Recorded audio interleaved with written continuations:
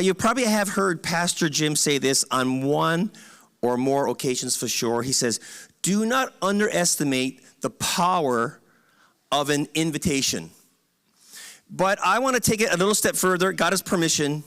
Don't underestimate the power of accepting an invitation. Someone says you want to grab a bite to eat, want to go for a coffee, want to come to church. You never know what might come out of that meeting because you accept that invitation. Hey, you may make a best friend for life. You may get a job opportunity. You just may meet your future spousey wousey. That's a word. It is now.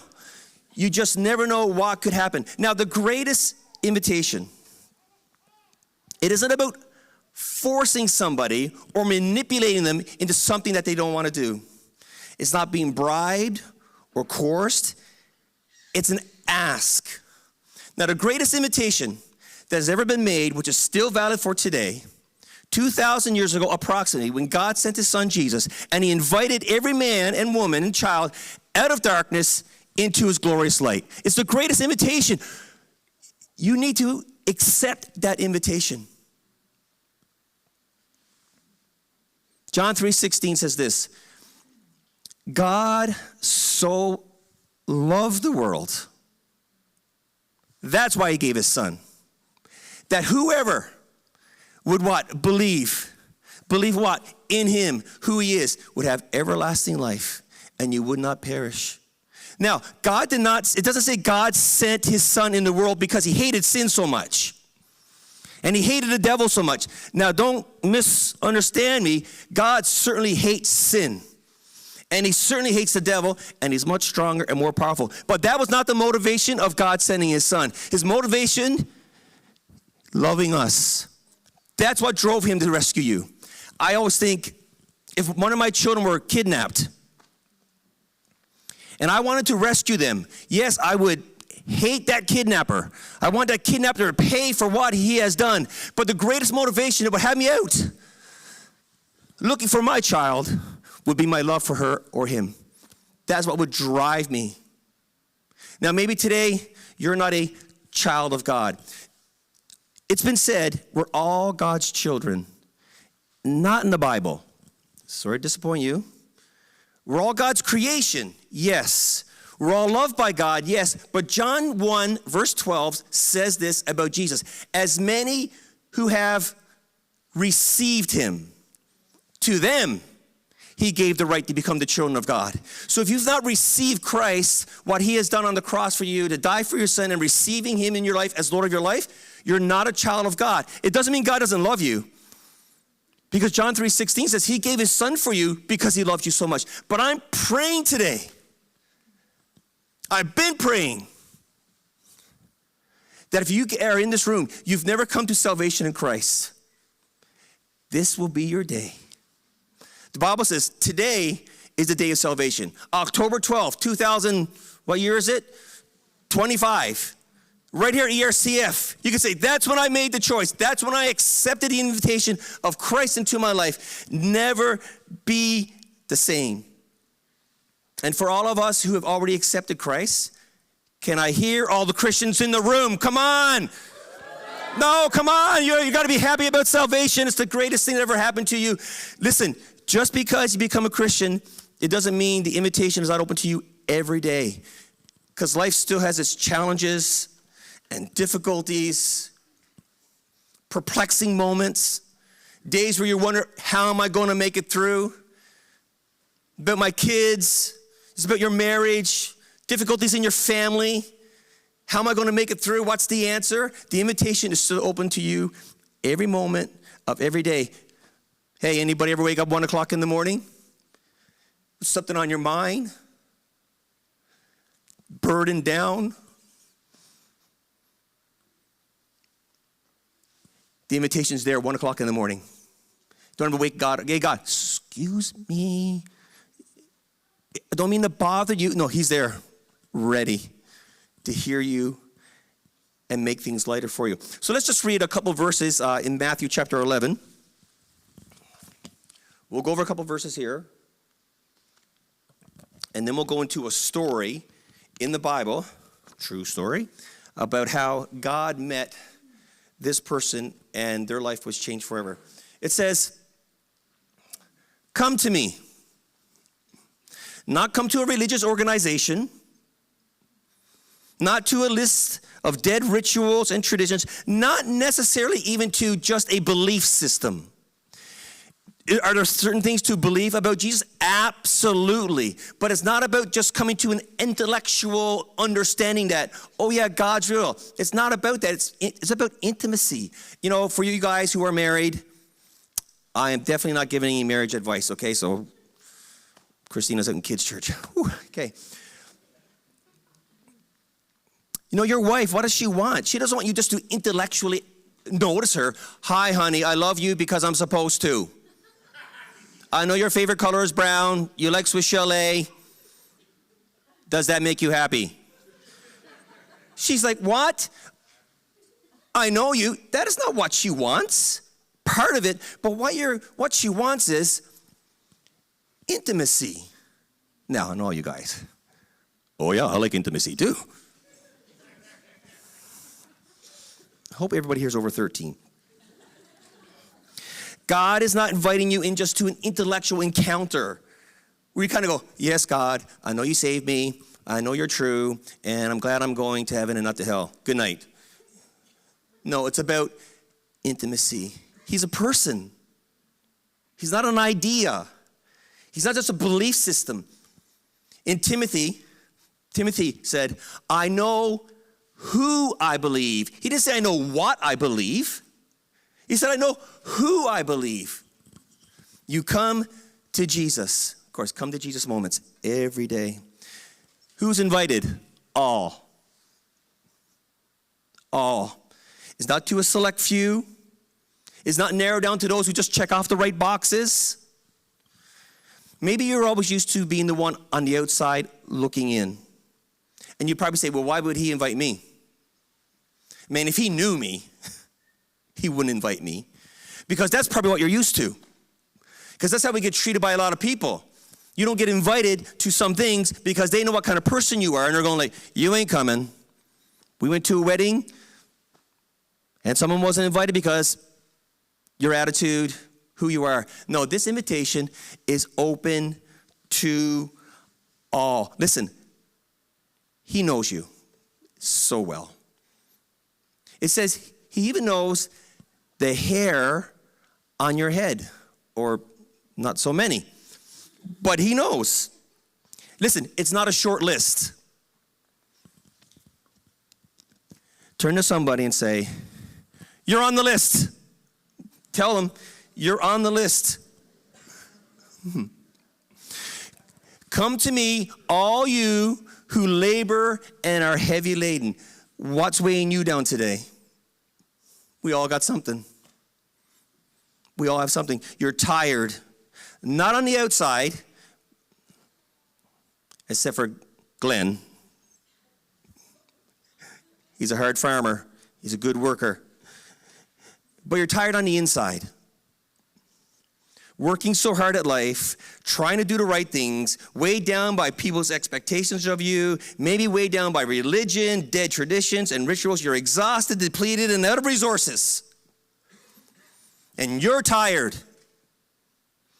And you just want to offload those weights. It's like you're driving around. It's like you're a dump truck and you got a huge load in the back and it's going everywhere you go and it's so heavy and it's so tiresome. And wherever you turn, it's with you. You wish you could just pull on that lever and put that dump back and it slide off. This is an invitation to do that today. Jesus said, I will give you rest. Is your mind running a million miles an hour? Laying down to sleep, body still, mind isn't. Everything going on in your head. You're exhausted, but you're laying down, just can't rest. Just can't get to sleep. Just can't rest.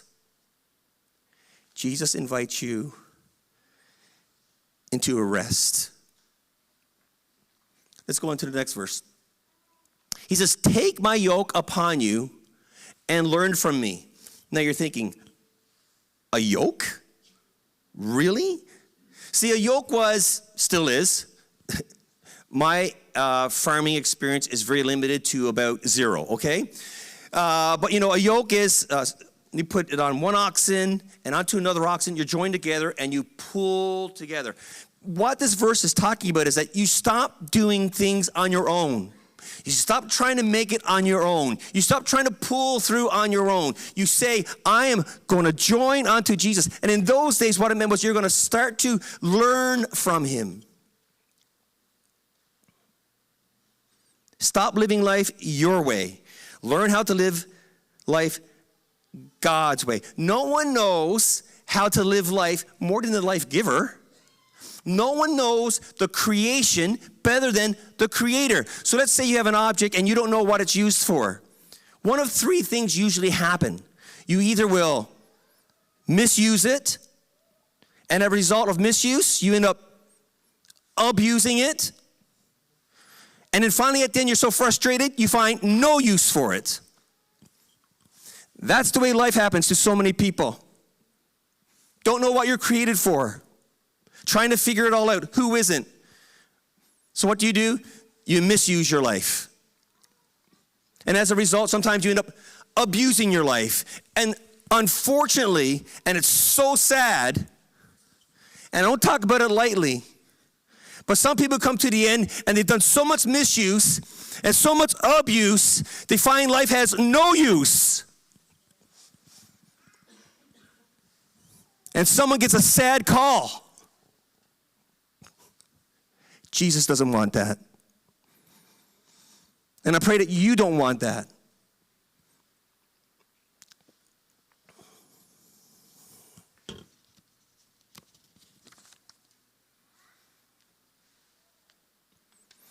He says, I am gentle, I am lowly in heart. Jesus isn't harsh, critical, or oppressive.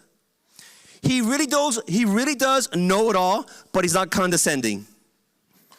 He's all powerful, but he's not a bully. He's the most powerful being that ever was or ever will be, but he's not prideful. And he says, you will find rest for your souls. Your soul is your mind, your will, and emotions. And the soul, just like your physical body has a hunger, your soul has a hunger. Psalm 107 verse 9 says, he satisfies the longing soul and fills the hungry soul with goodness. Your soul has a hunger. Listen, there's many things out there that want to feed your soul. Just like your body has a hunger, you can choose what you eat. You can choose to eat fruits and vegetables and healthy meals and lots of water, which I will do one day. Or you can pig out on chips. Chips. Bars, pop, candy. It's all going into the same place, but you're not feeding it the thing that makes it healthy. Your soul needs to be fed healthy things. He says you need rest for your soul. So I just started a new job a few weeks ago. Thank you. I'm not CEO or anything. And you're on your feet all day. I've worked in office work for like 30 years. You're like, you only look 29. Well, that's good. 30 years like in an office, sitting down, sipping your coffee, all those nice things. Now I'm like on my feet for like 8.5, 9 hours a day. Man, my feet are so sore. I've got blisters on the back of my heels. Right between my big toe and right here, it's gone numb. That's not in my notes, but in case you guys feel sorry for me. So everyone is working like this. They're all hard. And at the end of the shift, we all meet at this kind of where we clock out. We tap our card and we clock out. So everyone's standing there waiting for the clock to stop. And there's some metal shelves there. So most people go down and they sit on the metal shelf because they're so tired. And I said to one of the ladies one day, I said, are you comfy? She goes, nope. But why are you sitting there? Because you're so tired. Now, you come home from work and you can sit on the cement outside on your step because you're so tired. You don't care. You'll lay down and go to sleep. Or you can go inside, get up to your nice lazy boy or whatever it is, and sit there and be like, now this is nice. Because if you sit too long, if you choose to take your rest on that piece of cement, it's going to feel good temporarily. And before long, you're going to go, oh man, my butt. What else was I going to say? My back. Why? Because of where you chose to take your rest. And when you get up, you actually feel worse. But the guy who went inside and got lazy boy, sitting back, watching the Jays, and you're just relaxing, they're winning. You sit there for the same amount of time, you get up, you feel fantastic. So what a great rest. The other guy, he feels absolutely terrible. Your soul, that inner part of you that wants some type of rest, you choose what you feed your soul. So many options. So many options. A lot of people, and we'll say it's the common things, a lot of people turn to substance abuse. Tons of people do. Because their soul is so tired and unrestful that they just need to rest so bad. They're going like, oh, you know what? Just give me a shot of that. Give me a puff of that. I'll watch this. I'll get involved in that. And temporarily, my wife says, I don't understand why people do drugs. I said, because they like it. That's why they do it. But it's a temporary fix.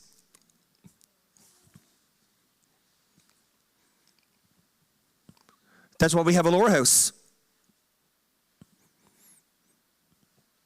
That's why we have these places that have to support people because they're so unrestful in their soul, they chose the wrong place to take rest and it temporarily satisfied. And before you know it, now it's an addiction and you're not satisfied. Jesus says, come to me, I'll give you true rest. Learn from me. Let me direct your life. I'll put you in the right relationships. I'll put you in the right place. You will find true rest for your souls. So what we're going to do, we're going to look at a lady here in the Bible in John 4. I'm getting a drink. Commonly known as, it's the woman at the well. And how her life changed. So we'll go verse by verse. There are like 49 verses. Chill out, okay? I'm only going to do 48. See, that's why I put John 4, verse 1. I never said where I was going to end, so put your seatbelts on. It says, therefore, when the Lord, that's Jesus, knew that the Pharisees had heard that Jesus made and baptized more disciples than John, though Jesus himself did not baptize, but his disciples, he left Judea and departed again to Galilee, but he needed to go through Samaria. Everyone say, Samaria. Good. Okay, next verse. So he came to a city of Samaria, which is called Sychar, near the plot of ground that Jacob gave to his son Joseph. Now Jacob's well was there. Jesus, therefore, being wearied from his journey, sat thus by the well. It was around the 6th hour. Now, the 6th hour in Jewish timetable was around noontime. The Jewish calendar was divided into two 12-hour periods, 6 a.m. to 6 p.m., 6 p.m. to 6 a.m. So when it says the 6 hours from the first 6 a.m. in the morning, which is 12 p.m. Next. A woman of Samaria came to draw water. Now, typically, in these first century Jerusalem time, women would go to the well to draw water.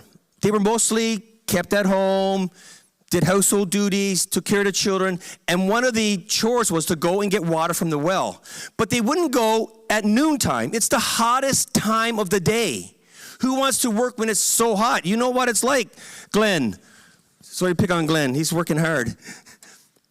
So the women would actually go in the morning time when it's cool, when the other women are there. And women, they talk about stuff.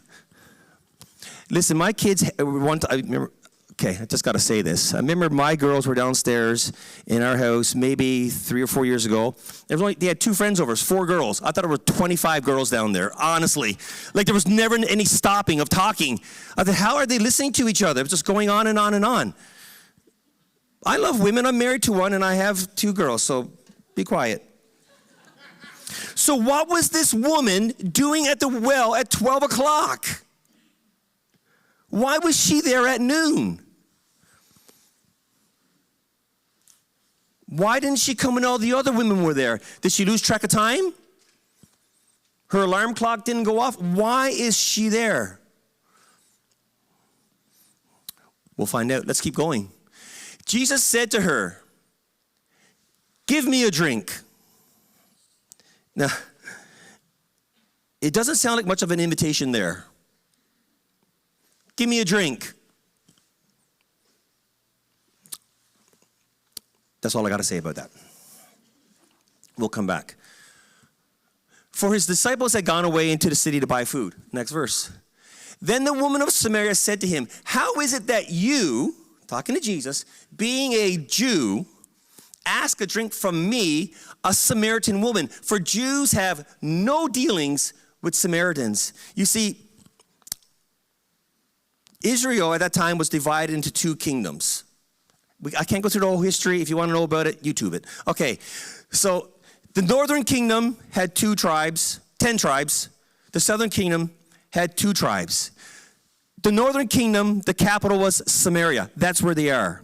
And what happened was the Assyrians came in, invaded the northern kingdom, took over, and then they intermarried with the women, and then they had babies, and they were Samaritans. But the people in the lower kingdom who were Jews considered these Jews in the north like half-breeds. You're not the real deal. And they actually hated each other. They had different, they say they served the same God, but they had different practice set up, and they just did not have any dealings with each other. It just didn't happen. Why is Jesus there? He's crossing the line. And maybe some people you think, you know what? They would never, never, never be a Christian. They would have no interest in God. They're so out there. They have zero interest. You'd probably say like the woman says, "I have no dealings with me and Jesus." Like 0. Never have, don't have any plans. No dealings. Nothing's going to happen. Christina, I always tell stories about Christina. She's such a good analogy person. So before she was a Christian, she tells a story that she's doing her thing. Christina, she used to sing in a band.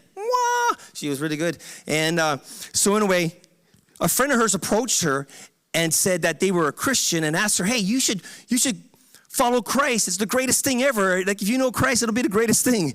She looked at him and said, "You're absolutely out of your mind. You are out there. You're a wacko." And now Christina, she's the wacko. In the most nicest way. But how God doesn't mind going to the places that we probably avoid. Jesus doesn't mind going in. None of it throws him off. Jesus sends us to the places and people where many of us want to avoid. See, we'd rather go to the person who, and it's okay. You're kind of, "Oh, this guy's at work and he's been asking me about Jesus and we've been reading the Bible."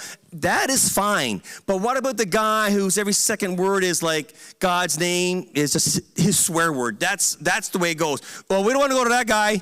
He's so far out there, I got no time for him." Jesus has time for him. Lots of time for him. Listen, God is so much bigger than the limitations we put on him. Because we end up trusting ourselves. "Well, I won't know the answers. I don't know how to approach him." Let God do it through you. And watch what God does. Okay, verse 10 says, Jesus answered, so she's like, why are we here together? It says, Jesus answered and said to her, "If you knew the gift of God and who it is who says to you, 'Give me a drink,' you would have asked him and he would have given you living water." If you only knew. Come on, how many of us here, we knew nothing about God? Maybe you grew up in a Christian family, maybe not, you knew nothing about him, and now you know God. He says to her, if you just knew, number 1, the gift. He's there with a gift. A gift is something that is given. It's not earned.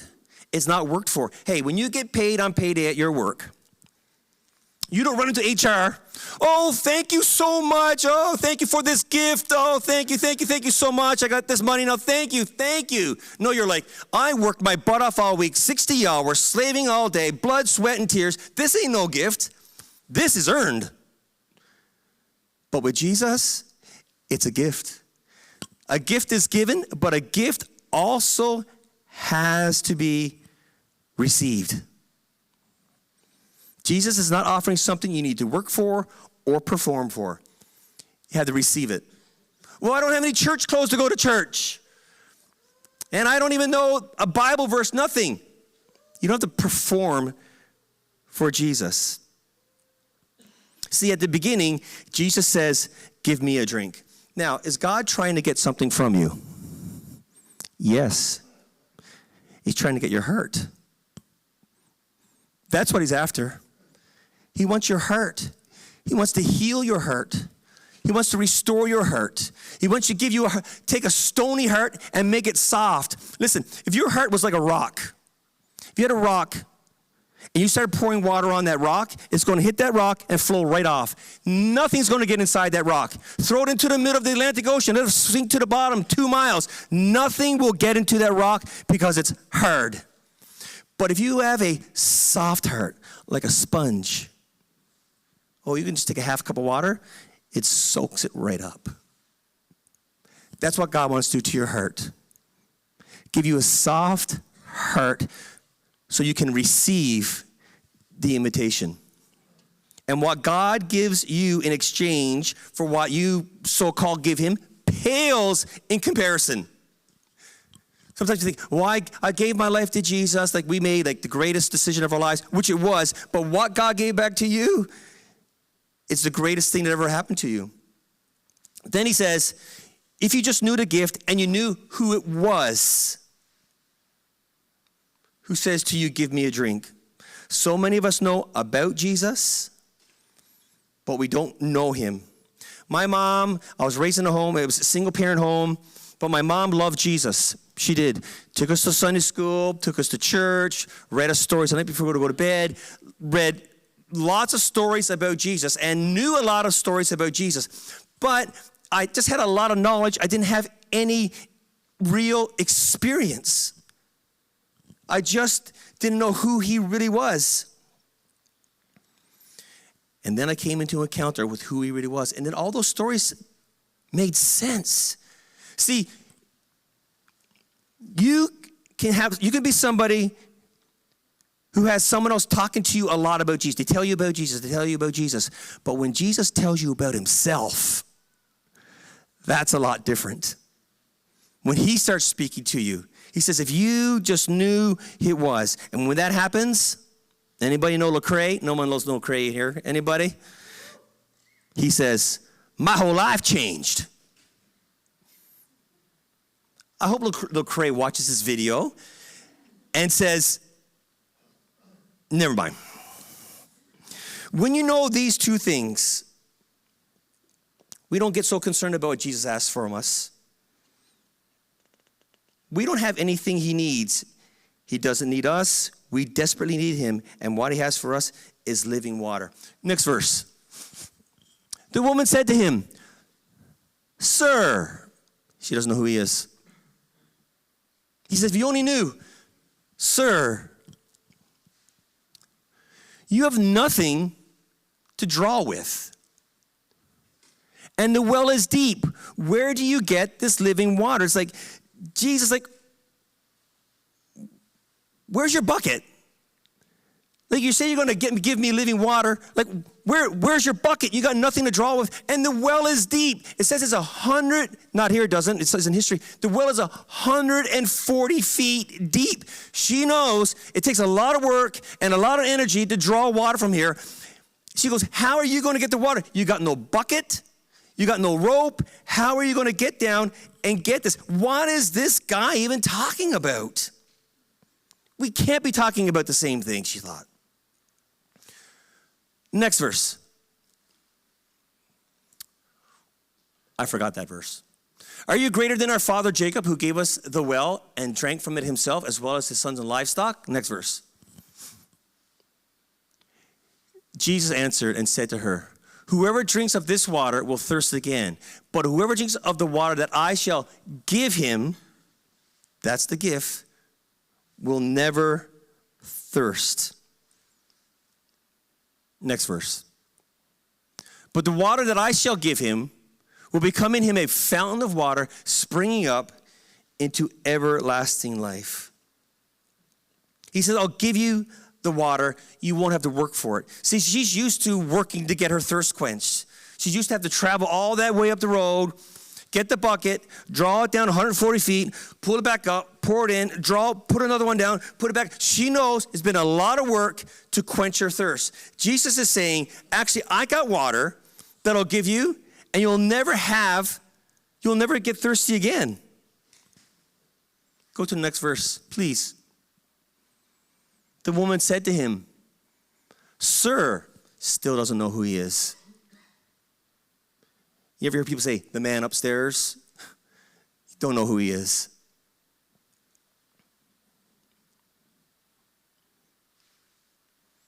Give me this water, that I may not thirst, nor come here to draw.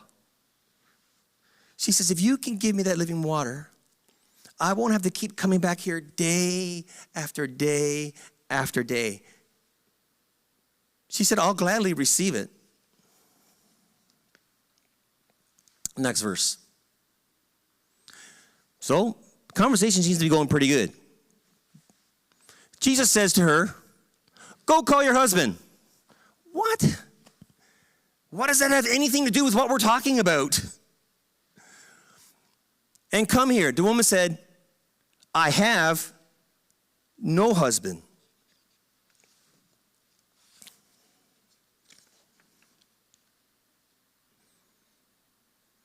Talk about putting a damper on the conversation. Things are going great. Hey, go call your husband. She goes, I have no husband. Next verse. Jesus said to her, you have well said, I have no husband. For you have had 5 husbands. And the one whom you have now, who you now have, is not your husband. In that you spoke truly. Jesus, are you like trying to ruin it here? Like, why are you like exposing this lady's failures? See, Jesus is coming around and he's addressing the real thirst of her life. She thought it was all about the natural water. Jesus now goes deeper. Now we understand why the woman was at the well by herself at the hottest time of the day. Because she doesn't want to go there when all the other ladies are going there. Because when the ladies get there, they start talking about their marriage and their kids. And they look over to, what's her name? Susie. Susie, so how's your, oh yeah, you've had, It's too embarrassing. She lives in shame. And shame keeps you isolated. And fearful of exposure. What if people really knew what I was like? So she avoids the crowds. She, I am not going there. Go to church. What if someone says, how's it going? Fine. No, but really, you know those people. Really, how are you? My sister-in-law is like that. I hope she does get this tape. How are you, Christina? Good. But really, how are you?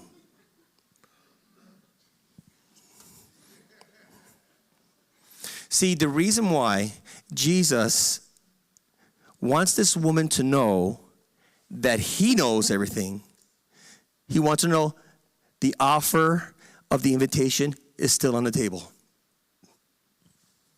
Regardless of your past, regardless of your present, the invitation is still open. Because maybe she thinks if he finds out, I guess I'm not going to be offered this any longer. See, it's called grace. It's the goodness and kindness of God being offered to us regardless of where you've been or where you are, what we've done or what you're doing, or how many times we've done it. The offer is still on the table. See, the devil wants to tell you, God will never receive you. No one else receives you. Why would God receive you? Listen, God knows everything about you, and the invitation is still on there. So I'll paraphrase the next few verses. So what she does, she kind of tries to change the conversation. She says, well, I take it that you're a prophet. And you know what? Our fathers say we should worship on this mountain. You Jews say we should worship on this mountain down here. And Jesus, he kind of said, listen, I'm paraphrasing. You read the story. It's amazing. He says, okay, listen. The issue here is not about you worship here or you worship there. You got the right geography. You go to this church, you go to that church. They sing those songs. They sing that song. He says the real issue here is that God is looking for true worshipers. Listen, you could be a true worshiper in your basement. You'd be a true worshiper in your car. Glenn, you could be a true worshiper in the fields. That's what God is looking for. That's what he wants. True worshipers. It's not about geography. Some people want to go to Holy Land because I'll have a great encounter with God. Go for it. It's fine. It's no problem. You can do it. And if something happens that's extra, good for you. But you don't have to go to the Holy Land now to encounter Christ. It can happen here right now. You can help it in the lobby as you're talking to somebody, on your drive home. That's what God's looking for. True worshipers. Let's go on. Oh, yeah, right here. So after they had this conversation, the woman said, well, she has no answer. She kind of says, well, I know that the Messiah is coming. Now, the Messiah was the Savior that Israel was waiting for. The one who was going to come in and save all Israel. She says, when he comes, he will tell us all things. It's like, you know what? When Messiah comes, it's all going to be taken care of. Next verse. Jesus said to her, I who speak to you, I'm that guy. Game changer. Game changer. What? Are you serious? I've been calling you sir the whole time. I should be bowing down to you, thanking you that you're here.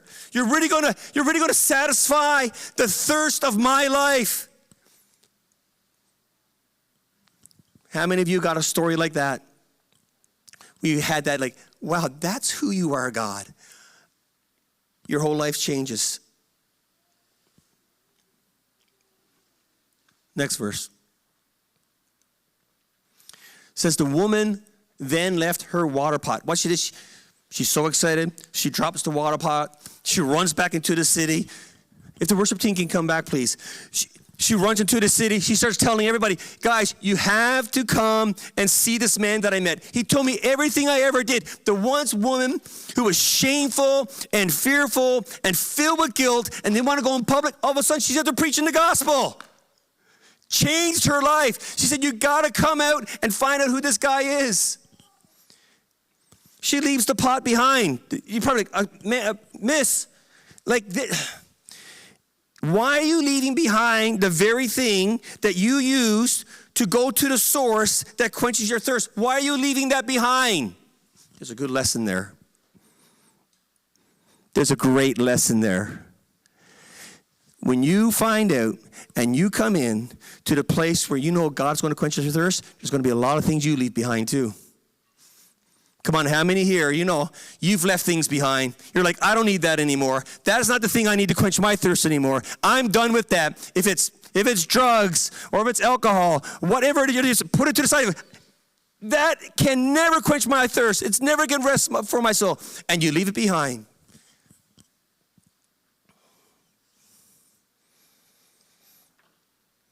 And now he's into the city. Now she's into the city. She's telling the whole city about Jesus. So they go out and they meet Jesus. And they're like, he is the guy. So he said, Jesus, come back to the city. See, this woman, she thought this was going to be just another ordinary, lousy day that she's been having for most of her life. Another day, alone,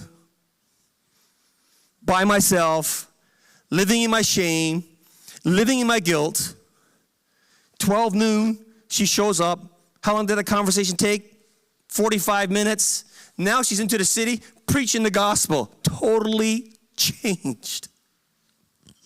So Jesus comes back into the city, and it says he stays there for 2 days. Just 2 days. And this is what the conclusion the people come to, and what they say to her. They go, we now believe who he is. Not because of just your story. Now, we believe your story, and it's great. But it's not just because of what your words. They say, we have heard him ourselves. And then they say, and we know that he's the Savior of the world. Really? You can come to that conclusion in 2 days of being a Christian? What about all the other religions in the world? What about the apologetics course? I'm not saying apologetics. Hey, we support Peter. I study some apologetics. It's great. But let me tell you, when you come into that encounter with Christ, apologetics or no apologetics, your life has changed. In 2 days, their lives have changed forever. Because if you've been thirsty for a long time, and you've tried everything else to quench that thirst, and you go, okay, I'm going to try this. And when you drink it, you know your thirst is quenched. You're like, that's the thing. I don't have to look anywhere else. I don't have to go anywhere else. My thirst has been quenched. I don't have to go anywhere else. Christ has done it. Thanks everybody for watching today, and if you enjoyed this, there's all kinds of other videos on our channel we'd love for you to explore, and it really helps if you would like and subscribe to our channel, and in so doing it helps us to spread the word and get the message of God's word out to more people in a more efficient way. And thank you so much for doing that. Looking forward to seeing you again soon. Bye now.